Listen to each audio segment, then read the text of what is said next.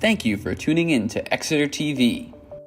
Exeter TV is the town's public and government access channels, available on Comcast Channels 6 and 22. Channel 6 is your channel. If you have an idea for a program, want to host your own talk show, or submit a film, we're here to get your content on television. On Channel 22, we bring you live and replay coverage of government meetings and other town updates. A third channel, Blue Hawk Media, is operated by SAU 16 and can be found on Channel 8, with all your school sports, events, and meetings.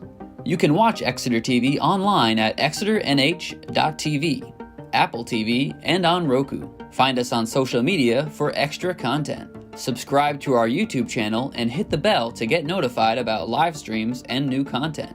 Tune in to our platforms every other Friday to watch the Exeter Biweekly Report, with recaps of recent events, updates from town departments, and messages from nonprofits in your area.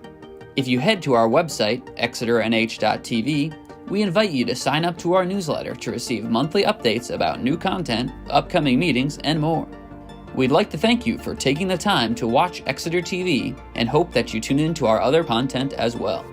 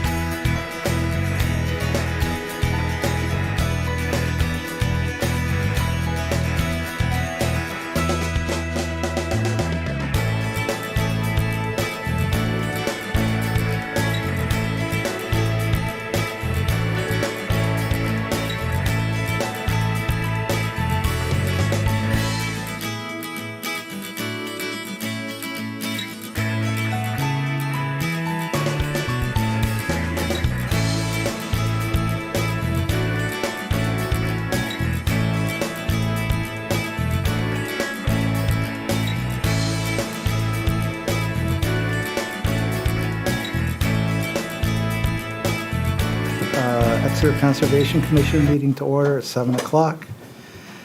Introduction of members. Starting Nick Campion. Kyle Welch. Dave Short. Connor Madison. Michelle Crapo. Keith Whitehouse. And Krista Murphy, Conservation and Sustainability Planner. In case I forget. And a few members yet to arrive. Is there any public comment? Nope. Okay. All right. Generally, they reserve, is it comment on agenda topics? Oh, No. yeah, yeah. Okay. Well, that's on the agenda. Yeah, so they'll Yeah, ask we'll for get to public that. comment when we Oh, discuss that okay. project. Yeah. All right. All right. The major item on our agenda tonight is the wetland dredge and fill application for the bank stabilization along the Exeter River at River Run at Exeter, tax map 104/79. Tracy Degnan, RCCD, and George Holt, Aries Engineering.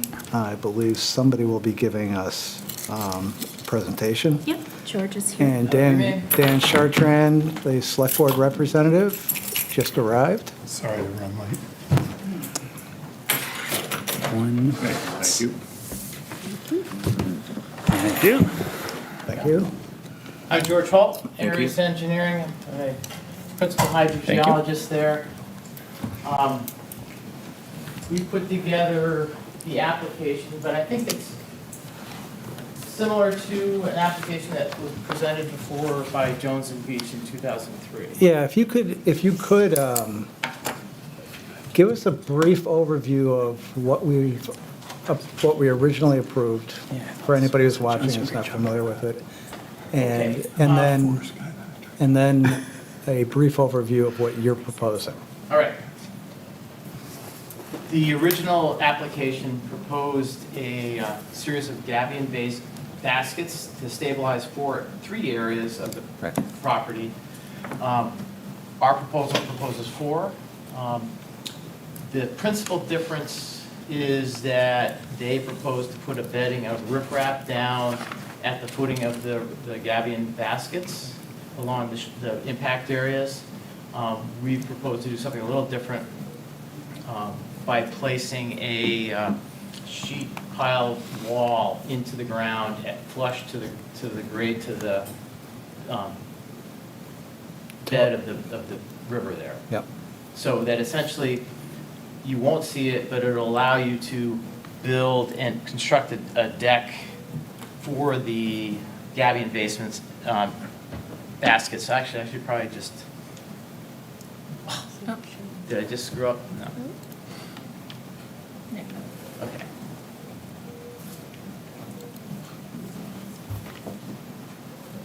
We have four areas on the plan. The main one, and what was Top- the top top one? button. All right. There you go. Along Area A here was also part of the proposed and approved plan before. That's the major area. The erosion in that area is threatening the mobile homes that are located adjacent to that. I believe, there you go. This area was also included. This is a slump area where a whole section of the embankment slumped down into the river. And this area up here by the activity center was also included. They've done some work up there recently to put a detention pond in that area to alleviate erosion in that area. Our proposal also adds this area C up here, which is a small area, but it's right adjacent to a couple of properties that are threatened to fall in. So our objective is essentially to stabilize these areas without using a engineered gabion basement setup that has pockets to put soil into it so that you can grow vegetation into it. So essentially, by the time you're done with the installation and it grows out, it looks like a vegetated bank. Tracy was going to be here with some photos of various plants to put in. She cannot make it tonight. But we would vegetate those areas with native species, a variety of different shrubs and woody plants too as well. Yeah. And trees are not, or are allowed to grow through these things too. So it's essentially something that can handle flood and erosion without looking like a riprap wall. Right. That's essentially what it is. I will, these are a number of different areas that I'll sort of cut to the chase here. That's a cross-section typical of what we're doing. The embankment, or the bed, is right along here. The river, as it fluctuates, is right here. At the elevation of 24 feet, we would drive in 10 feet of sheet piling, and it would allow us to put a 6 foot or so wide bench so we can actually do work, because the majority of these are located on the other side of buildings, and we would not be able to access them with conventional measures. So we would end up work our way down to the river, go along the, let's go back. So for example, on this one here, we would come in this area here and place a sheet piling wall right along this edge here, working down and exposing this area, and then come back in placing the gabions with the excess soil, and then backfilling this area, moving back up to close this area.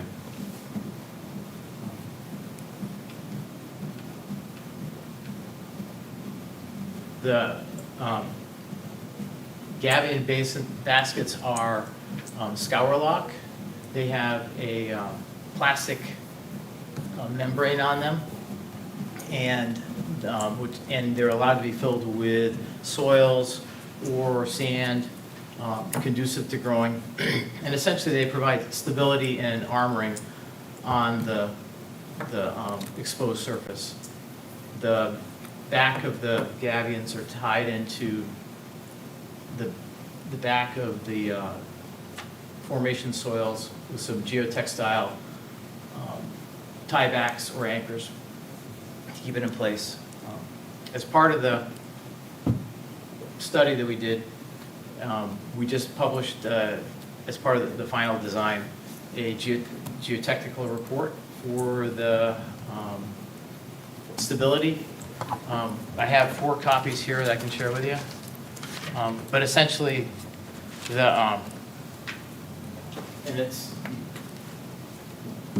digest those. Thanks. I need a new book. Another book. Right? I can send the PDFs to you too if you'd like. Kristen, do you want a copy? Yeah, I'll take one before we leave. You can look at it for now. No, you can look at it for now, but I would like a copy Oh, I for the thought- record when we're done. Or Dan? And essentially, we did a stability analysis. The current configuration of the embankment, what happens is you have a break where you have a little slump, and it creates a steep slope. Keep hitting the wrong button. That slope becomes unstable. It gets, because of the undermining, it'll slump in. It gets stable, it slumps again, you undermine it, and it keeps slumping, and you have this backward movement. We looked at some historical aerial photographs going back to 1962, and the river has migrated 30 feet towards these homes. And in certain areas, other areas, you have point bars that have grown. It's a natural geologic process. Unfortunately, we have man-made structures that are in the way, and without any type of protection, they will be in the river at some point. It's just a matter of time. So this is really trying to protect those structures, but also respect the riverine environment there. Any questions? Does anybody on the board have any questions? Or, Yeah, I think from what I remember, what was it, 2023? We had a big discussion about, I thought one of the areas had kind of a footpath down to the river. Is there any like residential access There with this really is not design? going to be, I know that was in the original proposal I read. Our goal is really, I'll fast forward to figure 7. Here's the construction detail. We're going to place this gabion wall right along the toe. It's hard to see, but right in here is where the sheet piling would be. And essentially, we're just going to backfill in this area to bring it flush. It's not going to create a whole lot of extra surface area for them, but it'll probably be back to where it was in 2003, somewhere there. But we're not proposing any walkways or anything like that on it. It's strictly just protection of those areas. This extends up. This is the second part of Area A. Same deal. Again, we'll come in through this opening here, get down in here, and work along this way. Actually, I lied. The ramp will come down through here.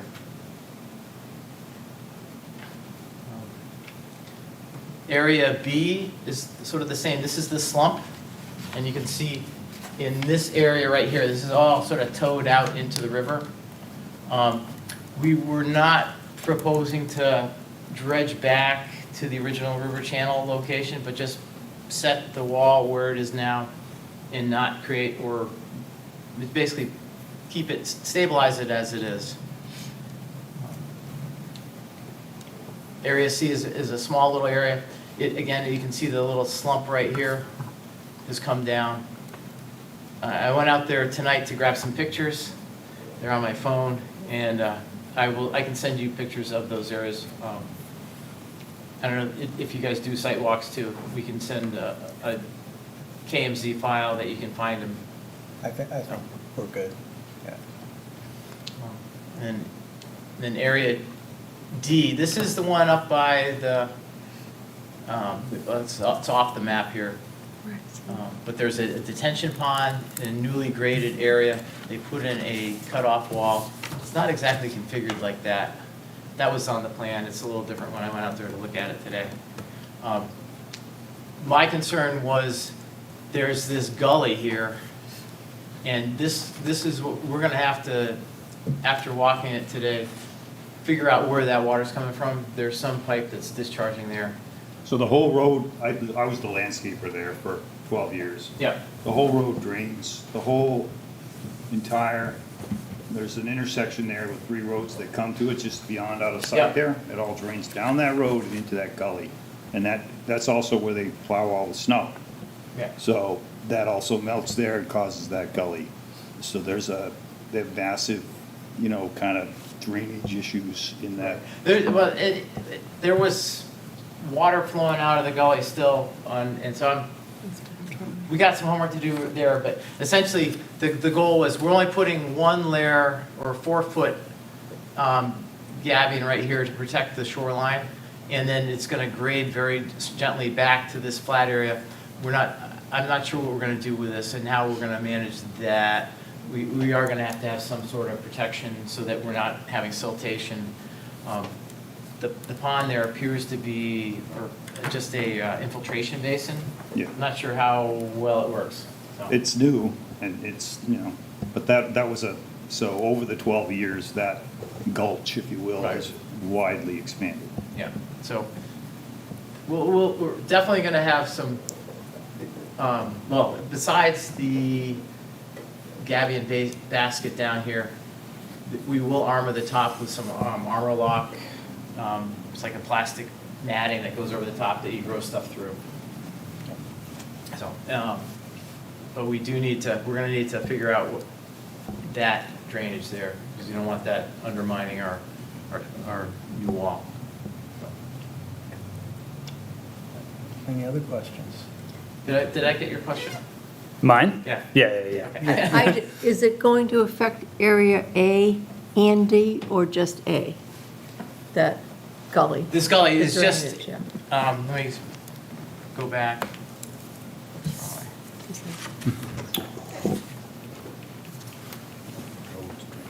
Right, There we go.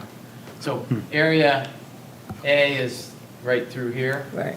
Area D is far removed from the area A. Oh, so it's just A, you're worried that it's going to impact. Only, Just well, to- the only.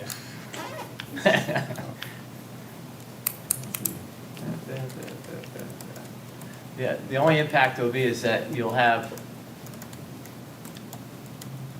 stormwater coming down the river, Yeah. but that gully won't impact A. And you're here tonight for a state permit application? Yes, we sent the state permit application in. We've sent in the request for project review to historical. I think based on prior, we shouldn't have any issues with that. Army Corps has to weigh in, and we've submitted our general permit application for that. Waiting to hear. Okay, I believe this would be a conditional use permit for local as well, Yeah. as well as shoreline, so I guess we'll expect to see you for Right. those as well. We also met with Evan Lewis, the DS Seacoast Coordinator, did the pre-application site walk, and he basically said he was kind of on board with it, but he'd like to see the details, so, hard to get an answer from him. So, but we submitted the application, I think, beginning of the month, so we have, 50 days before we hear. I anticipate we'll probably get a request for more information, as typical DES does. So you'll probably have more chance to see the back and forth with DES on this. Sounds good. And just to follow up on the conditional use permit, so if impacts have increased to the Right, that's wetland what I or was shoreline confused. buffer, it would come back to you, which, since there is an additional area, I think it would need to. So that is a question I have, is Yeah. town permitting, is there something that I need to apply for with the town? Yeah, so a conditional use permit was issued for this project Mhm. originally. If you haven't increased the amount of buffer impact from the original design. I'm sure we did, because we added another Right. section there. Right, you wouldn't need to, but with the additional Okay. section, I suspect that you Is that would. something I can contact you Yep. about getting Yep, directed? yeah, sure. The applications are on the town's Okay. website, but I'd be happy to chat with you. Well, I'll take a and look and It might be and I easier lost for me to direct you to them. All right, perfect. Is that, it's just a conditional use permit, and that's the only other permit in the town? Yeah, I mean, I don't think there would be a building permit, that's the only permit I can envision. So the way conditional use permits work, the Conservation Commission is advisory, much like we are with the state. They make a recommendation, and then ultimately the application gets voted on by the planning board. Okay. The abutter notices are associated with the planning board application. Okay. So there's some fees. So we would present that conditional use to the planning board? Yep. Yep. You'd present it to the Conservation Commission and the planning board. Yeah. Separate Yeah, meetings. it comes here, and And then, it goes to the planning and board? a bit of advice, a recommendation goes to the planning Got board it. from the Concom. I had a question about, so you mentioned I forget the brand name, but basically plastic mesh Yeah. for erosion control. And I know a lot of the erosion control matting now is recommended to move toward jute or a natural material. Is there a natural material alternative for this? We could look at that. That was something that came up. I'm trying to think who brought that up. It might have been DES, about longevity of the plastic in the scour lock. Yeah. And it has a 75-year life expectancy, but that that's our only method to, like, you could put steel gabion baskets in, they have 100-year, and they rust out. The 75-year, they'll would eventually wear out unless they have enough coating that they're covered, but, you know, the long-term solution is the hard armor with riprap, which I don't think anybody wants to do. Right. Yeah, and not only just the propensity to break down, but also impacts on amphibians, Yes, wildlife exactly. movement, snakes, et cetera, so. That would, I mean, I will look at that. And then one more question, it's okay. So, area B, I think it was, it seems like there will be some level upland area adjacent to where existing structures are now. The park recognizes the town's not supportive of increasing the number Oh, of no, structures. Okay, no. so this is No additional just structures. making sure we're all on the same page when it comes to that. Yeah, no. That was not in any plan. And we're really not adding a whole lot of land area here. I think the total impact is 18,000 square feet. So a little less than half an acre for all 4 areas. I think the linear impact along the whole stream is about 1,000 feet, a little over 1,000 feet. Anybody else? And no decrease to river capacity, bank capacity. No. The only question I have is, will this be the end of it, or will it bring further erosion to either side of some of these structures? Yes, there will be has more the- erosion. has the here. flow I mean, been- it's a natural geologic process. The intent is, these are on the outside scour areas. These are the worst case areas. Mhm. I can't guarantee anything, but we No, I wasn't- didn't want to propose a lot more impacts. You know, there are other areas that also are, you know, sloughing off, but they're not in critical areas. They're not encroaching on. They're not encroaching on lots. houses. Yep. And it's a natural process. You know, rivers meander. Yep. And I know this was mentioned on the last application, and Tracy Degnan and I had a conversation before this meeting. So the park has done a fair amount of investigative work. You referenced it as well in terms of where are drainage structures, where are stormwater Yeah, we're structures? still And there's working on additional that, because cammering that, they don't know where all their stormwater goes, and that is gonna play into what we're gonna do. We don't want to build something beautiful and then have it wash out, because all of a sudden that's where the drain line is. So we're working with Tracy on that. It's a separate contract. So many repairs got done, you know, on kind of an emergency basis over the Yeah. years in there that it. They don't really know where. Yeah, and then everything this goes. contractor did it, and then another one came, and it's amazing. We were the people that did the clearing of the drains during the winter to keep things flowing, keep the ice from building up, and it's amazing where did it go? It's a lot of that, so. Oh, no. Yeah. Yeah, so that's a separate contract we're working with Tracy on. We have not executed that, but it's in the works, to basically build a GIS plan of their infrastructure there, their stormwater infrastructure. All right.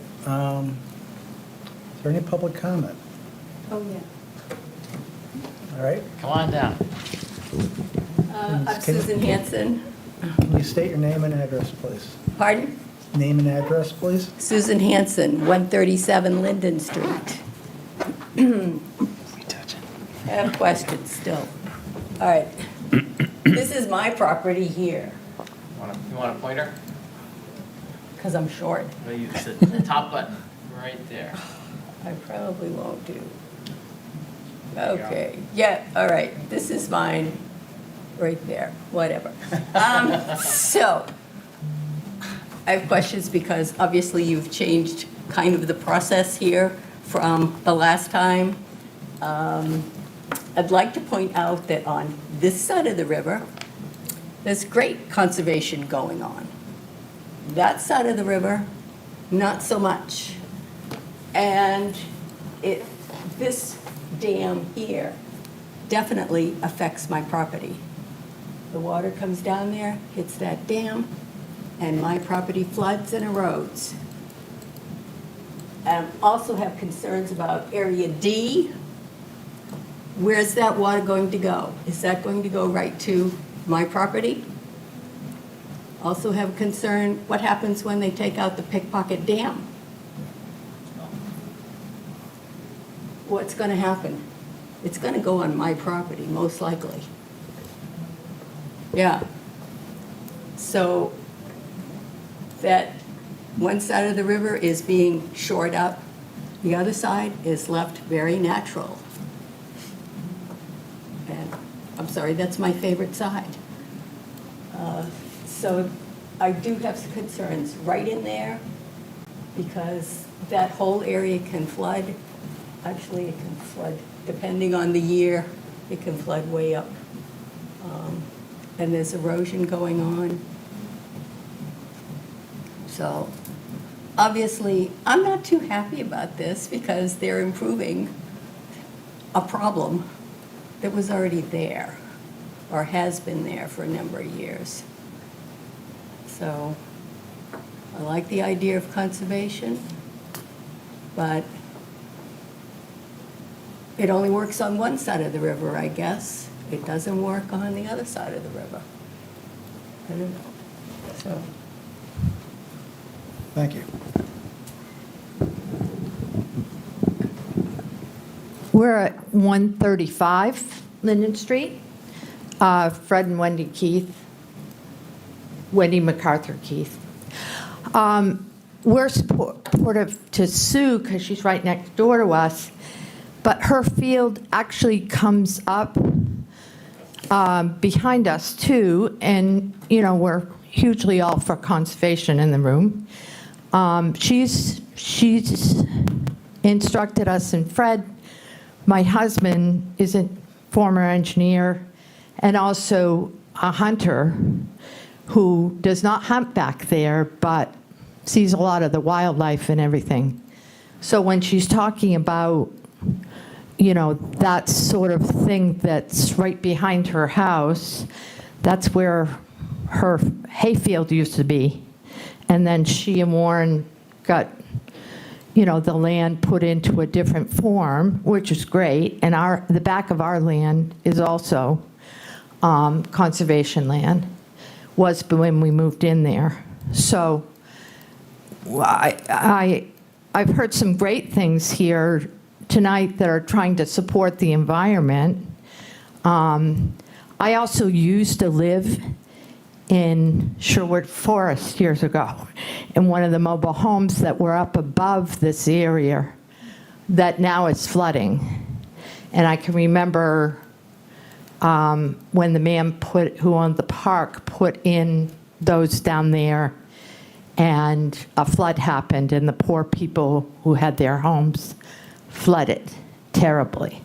So I have history in that aspect. I have history since we've bought the land at 135. And of course, we want to support the Hansons aspect and understand that the town wants to do the best thing. So we're glad you're studying it. We just don't want, something more to happen than the river has changed. Fred is out there all the time walking through there and has seen how, and that was mentioned, it's going to change. It's just how the environment does. So it's good that tonight's not the last night and things are going to be studied. I'm up and talking because I'm a former teacher and can do it a little bit easier than Fred. He made me kind of take his information, but also Sue and Warren studied a lot of what's going on there too. So Yeah, so we're just concerned, and I am concerned because I saw people's places get flooded, and I was on the board, believe it or not, in that mobile home park back when that happened. We didn't have much control over what Mr. Britton was doing, so God bless Mr. Britton. But anyway, one of our neighbors said that this used to be a full farm before all this mobile home park went in there. So anyway, just some history. We're watching. We want things to be the best for what can happen to the residents there. We also want the best for, the conservation aspect. So we'll continue to watch and hopefully continue to have, we have kind of our own island out there, which is part of Exeter that's growing huge. I grew up on 8 Lincoln Street here in Exeter, and a lot's happened around here. And I think the aspect of the dam coming down too, which Sue mentioned, how is that going to affect things too? So the pickpocket. Yeah. So, we might not have thought of that, but yeah, how is that affecting the river? And, somebody's trying to be proactive, but, we don't want, there's a lot at stake, particularly people's houses that can float away. I saw these people, these poor older people, a lot of them, because it's an adult park. I get in because I was an adult at that point, and I could do that. And Mr. Britton was like, well, and I said, I'm an adult, I can afford the place, and I will move out if I have children, because you couldn't have children. So anyway, just to give you why did this white-haired lady way back when she was in her late 20s buy the place. But it was a great place, a great people, and still are. And I hate to see somebody's place float off, but I also am cognizant of the animals and the wildlife there. So, thank you. Thank you. I can address some of those questions?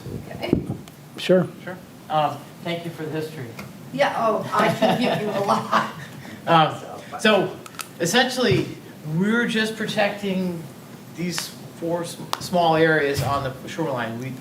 The work we're doing is not influencing any of the hydrology that's coming down the river. I talked with Phil, who's one of the tenants out there this afternoon when I was taking pictures, and he was there during the Mother's Day flood when the water came up to the level of the houses there.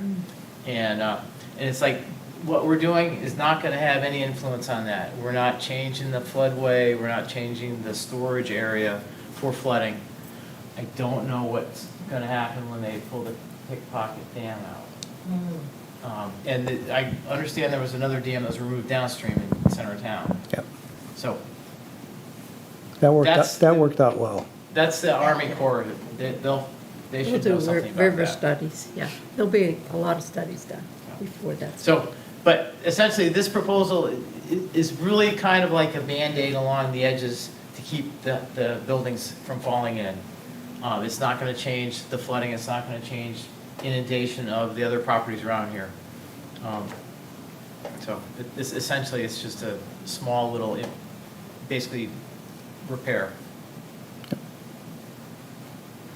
Well, based on what we had previously approved, even though the scope is slightly larger on this one, I'd say this is a huge improvement over what we had approved initially.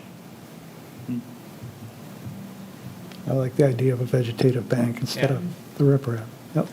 We looked at, there's an order of process for, regrading the slopes is the first priority with the state when they do a stabilization project. The next is putting in soft arming or vegetative armoring.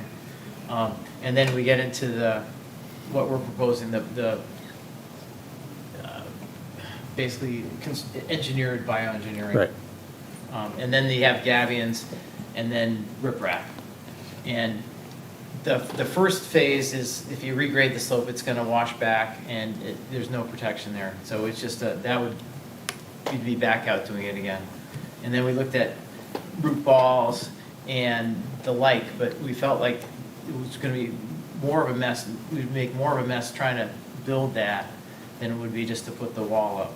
So that's sort of where we've gotten to. It's sort of the third order of progression for the stabilization. Okay. It would be good to know the difference in life between the plastic and the natural, if you could find that. Yeah, I apologize because we have a bunch of propaganda that has pictures of those. I should have brought those to show you. I can email you guys that. No, you quoted a 75-year life for the plastic. Yeah. So what's the natural life? That would be good to know. Okay.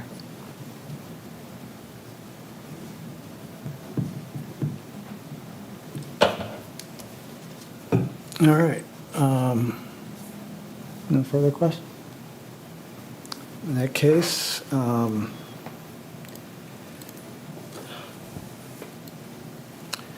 in July 2023, we reviewed a wetland application for 3 riverbank stabilization areas and approved it with the condition that a trail be roped to avoid impact on the restoration areas. The applicant has included some design modifications and added an additional restoration site and is seeking your support of the wetland application. I would like to make a motion to send to State DES that we have reviewed this application and have no objection to the application as proposed.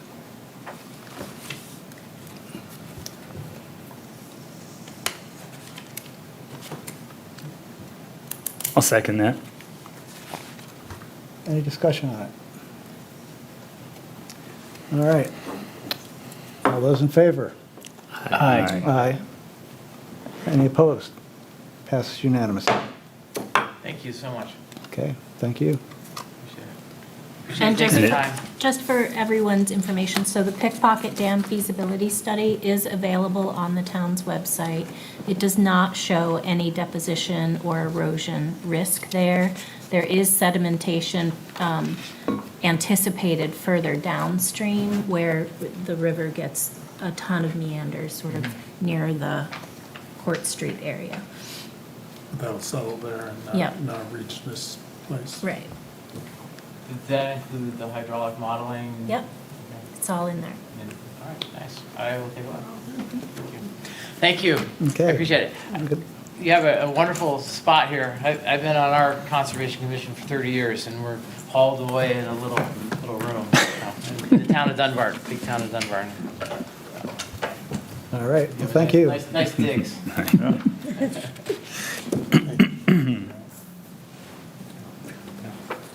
I'll All right, next item is some budget planning. Did you want that? And I believe Kristen has, well, first of all,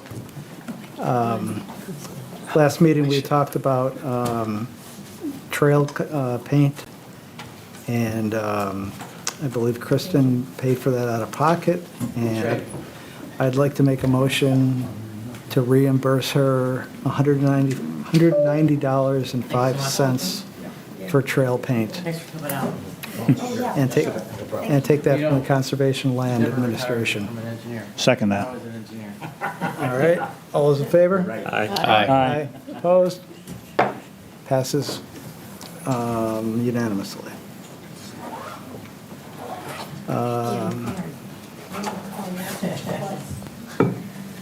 All right, the next item is ERLAC, but I guess Kristen has some change she wants to discuss.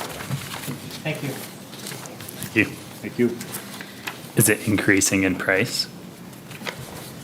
Sorry, I couldn't hear what you said. I apologize. The budget, is that what we're talking about? Yeah. Oh, we're done. We just reimbursed you for the paint. Oh, perfect. You get your, Appreciate it. They're fast. Yes. but now, the second item was the ERLAC. Oh, yeah, so So at the last year, typically we provide $150 to Exeter Squamscott Local Advisory Committee, $100 to Southeast Land Trust. Yeah, I think that's it. Last year, I should really look at my notes, sorry. Yeah, 150 each to Southeast Land Trust and to ERLAC, and then 850 to NHACC. Last year, when we received the, recommendation or request for donation from Exeter Squamscott Local Advisory Committee, it included some correspondence that basically said other communities in the ERLAC or SERLAC region contribute $300 annually. And so there's sort of a discussion point there. We have budgeted a certain amount. And so I don't know if where you sit on that decision. Do you want to split it evenly? Do you want to emphasize ERLAC one year and sell another, or vice versa, or what? All of that is up to you, so I don't want to. Pretty open question. Anybody have any strong feelings about that? So in the past, we haven't given them anything, is my 150. understanding? 150, that's Yeah. what I missed, okay. Yeah, And so now they want 3. yeah, And so we have to say yea or nay. yeah. And what will the extra 150 give us? So they do a fair amount of legislative tracking. Every shoreland application that gets filed that affects the Exeter River goes to SRLAC for review and comment. They actually are the only entity that has that regulatory role. The Conservation Commission for shoreland, state shoreland, does not. State, oh, yeah. Yeah. Oh, wow. And you recommend this? I do. I feel like the communities contribute to Southeast Land Trust outside of the town allocated budget. I think that, I think they're both deserving entities. I do think that it's been many years since we've stuck with 150 for SRLAC. I think that the risk is chances of, unless we pull from another pocket, chances of increasing both of them is pretty slim. So one has to, or level funding both of them, one has to decrease in order to increase another. And the driver to 300 is that other communities are contributing 300. Yep. And if you think of those communities along the Exeter River watershed, it's Chester and Danville and, they're smaller communities as well. Yeah, let's do it then. So you think the value's there? I do. Yeah. All right. Motion? Make a motion, we increase to $300 total, the SRLAC dues in the budget. Second. Discussion. Do we have to talk at all about lessening the SELT dues in that motion? Yeah. Or like where it's coming from or something? I mean, ideally, you're approving an expense and telling me what that expense amount is for both dues for Southeast Land Trust and dues for SRLAC.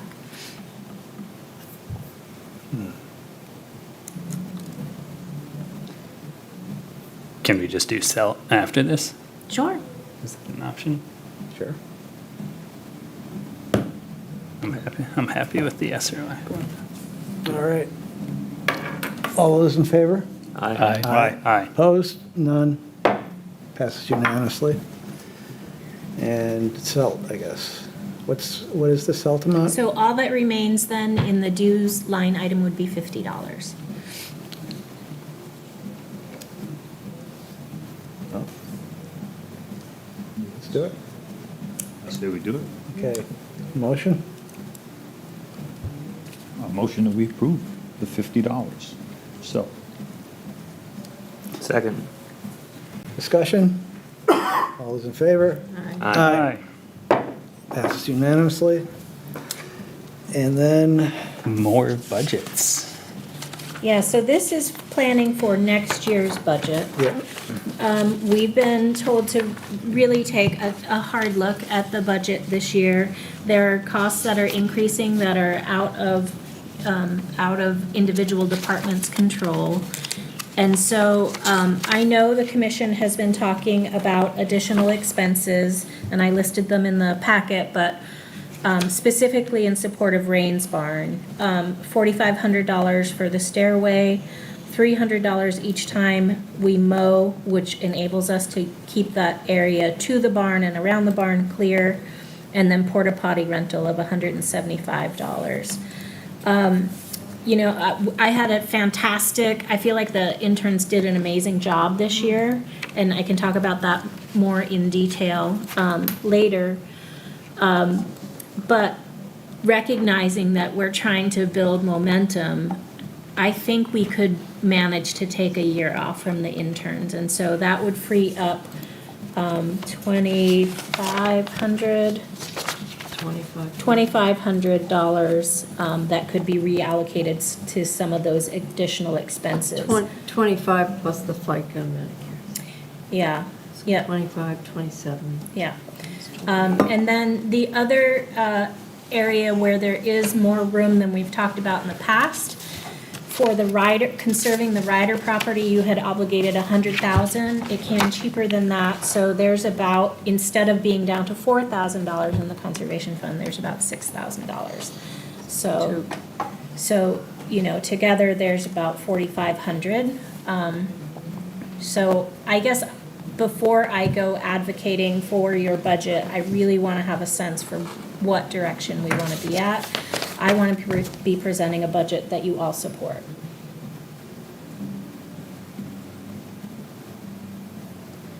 I think like your line items kind of go through. I think we've talked a lot about pushing more towards Rains in the next year, with it being It's like our keystone right. property. Yeah, that's. I feel like we keep talking about that, so I think Yeah.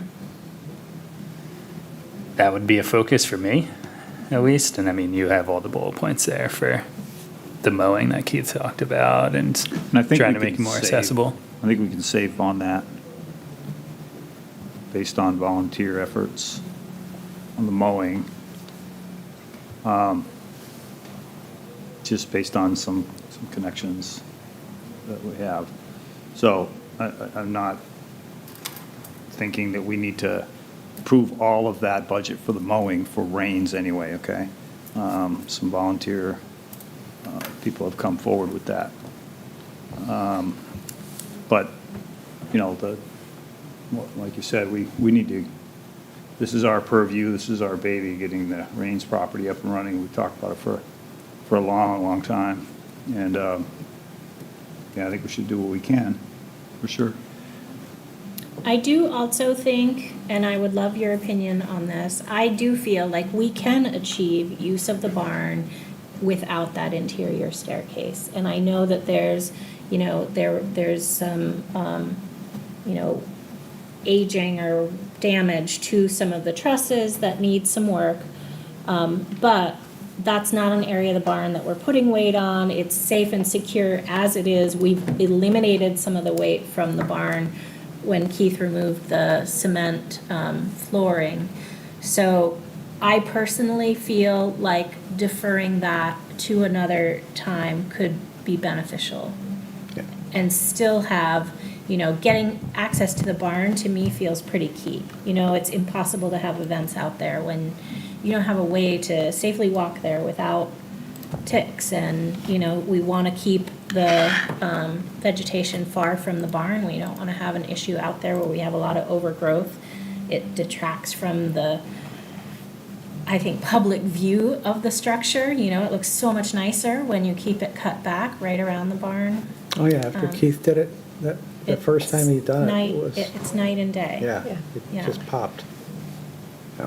Could we, this is a bit of a wild card as it relates to the funding, but is there an opportunity to, if we were not to fund the staircase, which I don't know that I want that, I think Is there an opportunity to partner with like the recreation department to utilize their revolving fund to potentially generate some revenue in barn dances or something of the like to raise funds to then pay for that? I don't know. So the only example I can speak to is when we had the disc golf event. We did get, so they charged tickets for that. The golf company provided money purchased the tickets through the rec department, and then the commission did get a chunk of that money. So that process did function that way in the past. I don't know I think there was a challenge because the disc golf event required use of the field, and timing for hay is really weather dependent. And so there were some nuances that made that incredibly challenging, but maybe there's other types of events, like you suggested, that we could partner. Is the farmer with. planning on doing it again this year?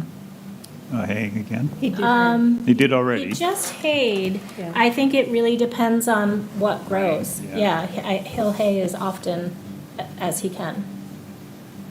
You know, if he could get another cut in, which I wouldn't be surprised. Yeah, me either. I was just Generally, curious. 2 cuts is common, 3 is like Mecca, you know? Okay.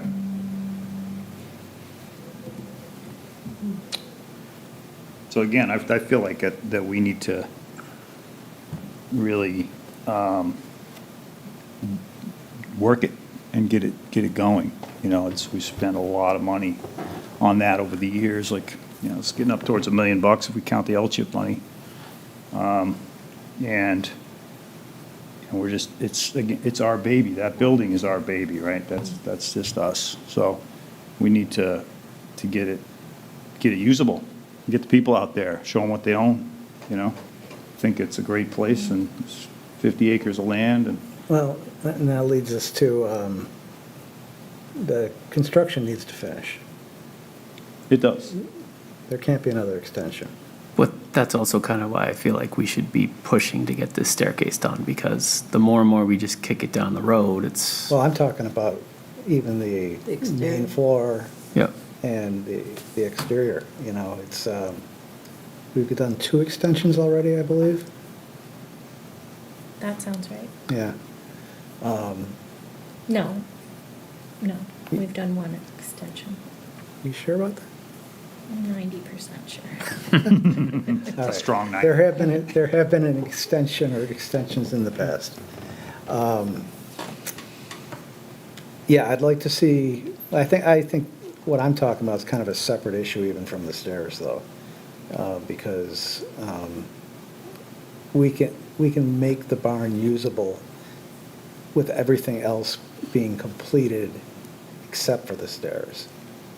So I think that's got to be the priority. And then part B is, you know, how and when do we do the stairs? I think what you're saying is the scaffolding has to go to make it usable, really. It just needs Yeah. to be worked It needs on. to be done. Yeah. I mean, I think we all agree with that, but when it comes down to the budget, right? Those costs are generally all accounted for, generally speaking, right? We've got the L-chip money and we've got, Different funding source, too. yeah. So I think pertinent to this specific budget conversation is the mowing and the staircase. Staircase. And if those are gonna blow our budget out of the water this year, do we concede in turns? Do we bypass the staircase? Do we have a fundraiser for the staircase? I mean, Yeah. you know, there's other options too, right? And, you know, we could bundle the fundraiser for something like the staircase with, you know, just showing the barn, getting an event going, getting people to realize that it's out there and it's theirs and they should use it, and, you know, all part of that. So there are other options rather than try to go to a very tough budget year, from what I'm understanding, and with the idea that it could get cut anyway. You know, they're just not approved, right, because of things that are going on. So I'm of 2 minds, believe me. I want the staircase bright. So, but, you know, we have to live within our means, with whatever that may be. So, would a $4,500 staircase expense be too small for a warrant article on its own? I don't know. I think any separate warrant articles will be a very big challenge to get through the budget process this year. The wider context here is that there's a lot of federal and state downshifting coming our way. And we're bracing for the property tax. And it's not just the town government, it's also the schools, right? With the way they're now allowing anyone to take their student anywhere, no matter what their income is. We're bracing for the tax impact of that in the town. So there's a wider landscape that's at play here. And we are trying to be cognizant of that and not do anything extra if we can avoid it, until we understand what the landscape is. There's so much Yeah. there's so many questions about where we're heading. So that's the larger context here. And this same conversation is going to be repeated in all the committees, commissions, and boards, and it'll intensify at the Budget Recommendation Committee, and then ultimately when the Select Board sets the warrant. So a lot of hard choices coming up. Yep. And it's beyond just the town's operation, it's the school as well. Which, the town is 25% of your tax bill, right? Right. We collect it all, and in some ways, we take the hit for that, because we're the collector. But we distribute 75% of what we collect to the local school district, to the SAU, to the county operation, and to the statewide education. And then even within that 25%, not all of it is discretionary either. No, It's just there's it's a commitments the fraction. voters have made Yeah. for bonded articles that, that goes forward. Yeah. That's a given. And we have commitments for, obviously, all of the people that work for us, so. But I don't want you to feel like this is just this Conservation Commission. So there's a larger context within the town's operation, and then there's an even larger context within, like, everything that the town pays for, town's taxpayers pay for, including education, which is where the real X factor is here. And I do feel, just in speaking with about Rains, we have really, I think, shone brightly with that property by taking solid, measured steps forward. And no, it's not as fast as it could be, and sometimes it's frustrating, but it's I think, part and parcel to why we have been successful. And so if we take a year to build up that momentum, that's that many more people who know about the property, who have had an experience at the property, and who could be willing to fund a future warrant article if needed. And you've done a great job of finding, money from outside the taxpayers to pay for a huge chunk of the renovation of the barn. And that's to the credit of the Conservation Commission and to Kristen's work, so. So fall is right around the corner, right? And, to your point, of kicking the can down the road, which we want to try to avoid, even though it seems like that could happen again in some aspects of this, is that we need to, have an event, start talking about it and get going on it, because October is a good time, late September is a good time, that's next month, right? 30 days from now, we could have an event.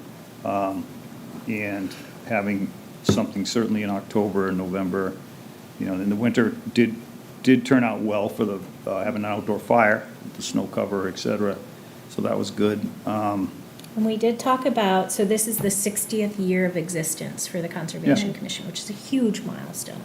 And we talked about a dedicated commemorative benches out there with names of the individuals who have served 10 years or longer. The tree committee is interested in planting a serviceberry on the knoll. I think that we have potential to build a fantastic event, even if it's more field-centric than barn-centric. Right. in the fall. Yeah, yeah, absolutely.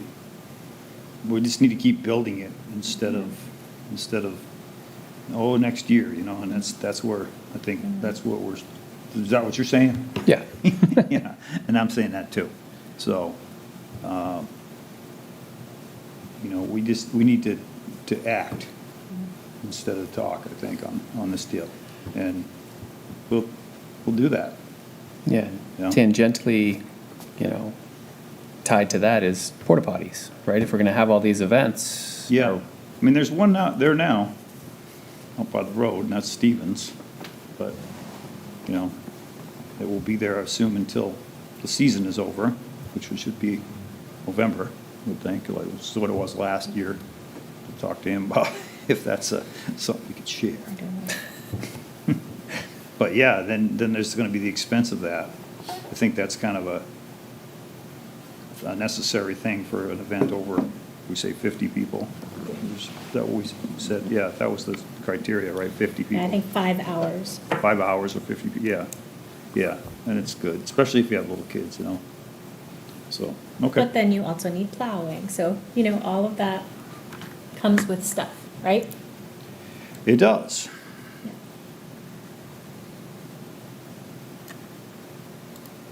You got a plow mountain on your truck? Nope. I do. They don't have a plow.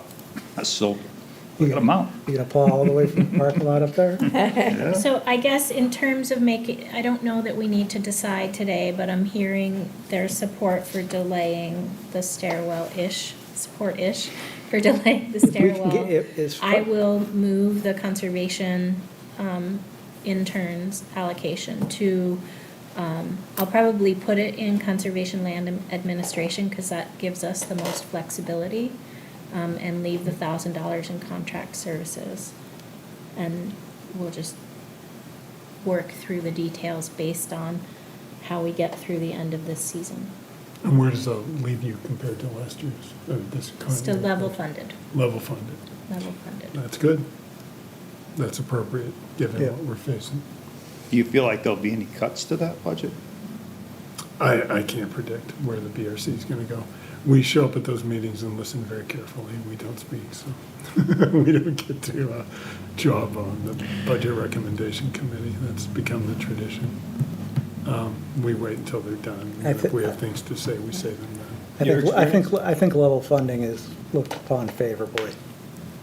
Yeah. I have a question about that, though. Provided you spend every penny that you're Oh, given this year. yeah.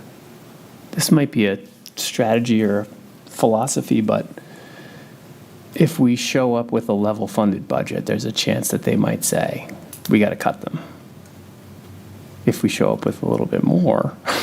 Yeah, no, it works the other way. It works the other way. Corporate philosophy. In this current environment, Board meeting. if you're showing up with level funding, you're going to be looked on favorably. Yeah.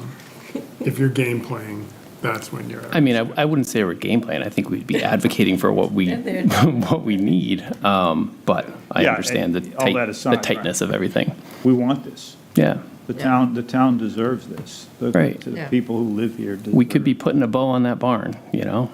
but we're just going to keep waiting it out. And Kristen can, reference with the Budget Recommendation Committee that this committee really wrestled this question for a good, hour.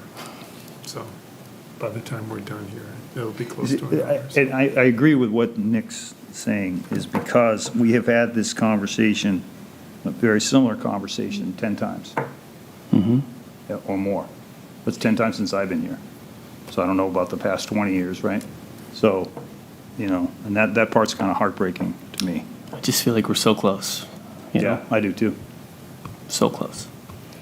We have had a similar conversation. This is the first year I've ever come to this board with a feeling that we need to strongly advocate for what we have now.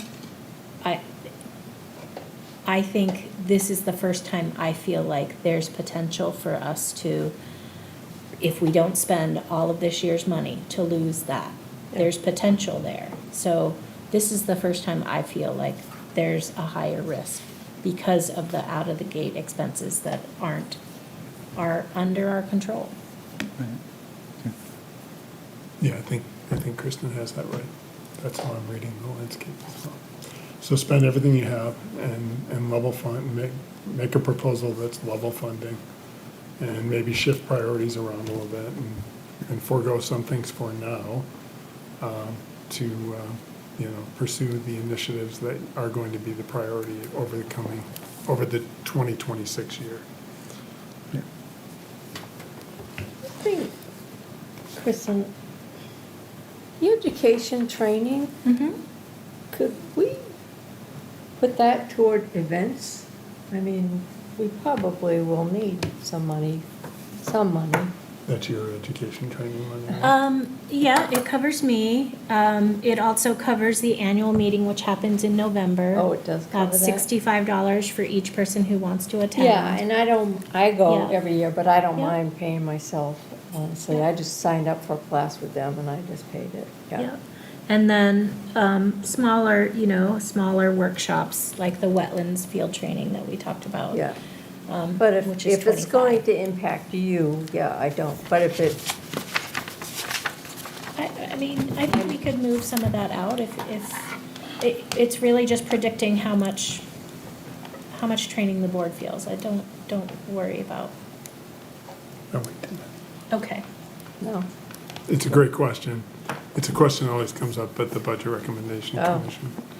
Committee. Yeah. Can we cut these training? Yeah. But those are important dollars, and they're fairly small, $250. Yeah, I mean, I know it all adds up, but yeah.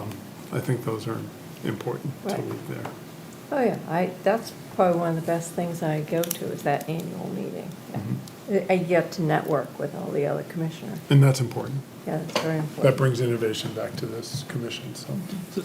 So in particular, specifically, what can we do to act on this barn? For events coming up this year? Okay, well, we'll talk about it at the next meeting, all right, if we do that. But what, can we bring ideas for those events to the next Yeah. meeting? Okay, And it's whatever that flexible. might be, Yeah. it's a dog-friendly environment, right? I think any and all things should be discussed to see what we could do to get people out there and possibly, help us with either just awareness or maybe some volunteering or donation or any of the above, right? So we can get this thing up and running. But rather than, say, oh, we're gonna do this, that, we need to do it. We need to act.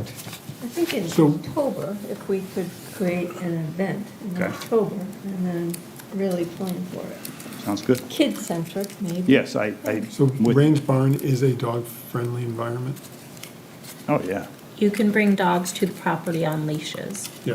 Yeah, you can't. There can't, is like- an not a barn, allowance in the Right. town ordinances for bird dog training. Sorry, I just showed the chocolate. Sorry. It's one of the few town-owned properties that allows dogs. Yes. And that's a huge selling. There's a lot of dogs out there. Yeah, this is a dog-crazy town, but no town No town. parks allow dogs There's currently. 50 acres there. Yeah, so it's one of the few town-owned properties where Right. you can actually bring your dog on a leash, Yeah, which is huge. it is. Halloween parade. Yeah. Parktoberfest? Yeah. A dog. So something of this that nature, Yeah. that, Yeah, you're onto laugh, something but that's a there, great too. idea. And You're so onto there's something. any and all ideas that we can actually act on, right, that we can do. Like a We get a scavenger hunt. big I- thermometer for the staircase? Is that fun? Yeah, absolutely. Whatever it takes. I mean, if you get $5 from a bunch of different people, that can add up pretty quickly. All the dog owners, definitely. Right, right, and exactly. That's not a bad point. That's a great pitch. the So, dog thing. that type of thing could get us where we want to be. Volunteerism could get us where we want to be, just from this spring, it needs to be swept out and it's cobwebs and on it goes, that's never ending. But we also need the construction done. Well, yeah, Kristen, have we got any kind of timeline on when he's going to finish that up? Yeah, can I request that we defer that discussion till next meeting and I'll Yes. talk about it offline? Okay. Yep. Because if we're going to do something in October, it should be nice to do it without the scaffolding there. So when do you go in front of the BRC in October? Budget, I don't know the date. The budget is due I think Friday, it kicks off in October. Oh, but you have to turn your budget. this Friday. The wheels grind long and fine. So, I think that's a good plan. I feel like I have a good sense of where you all sit. I love that there is this struggle because demonstrating that is going to be important. Yeah. I feel comfortable with where we settled. So did we end up with no interns next year and move that to Conservation. conservation? Yep. Okay. Okay. And I certainly, this winter would be interested in doing similar things last year. Maybe we get some traction on that, so. So Nick you have a Google sheet out there collecting Rain's event ideas, don't you? Yes. I will reshare that. Yeah. Yeah. I love the Halloween dog parade. It's the only place in town, that the town owns Exactly. that. Well, that there could certainly happen. are enough dogs. My That's kids true. used to do that at school. They used to be able to bring their dogs to school with dressed up for Halloween. Yeah. It was really nice. They That enjoyed would, That would, no that matter would, what your take on the dog deal is, that would certainly bring some people out. that dog would hunt. Yeah, yeah, as they say in the trade. All right. Okay. So do you need a motion on the budget? Yeah. Okay, I'll make a motion that Kristen submits on Friday a request for level funding of the Conservation Commission budget With shifting priorities. with, yes. Yeah, the ability to. Second? Any discussion? All those in favor? Aye. Opposed? None. Passed unanimously.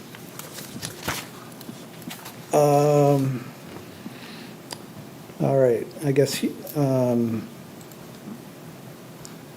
probably the only other thing would be an update on the interns. Yeah.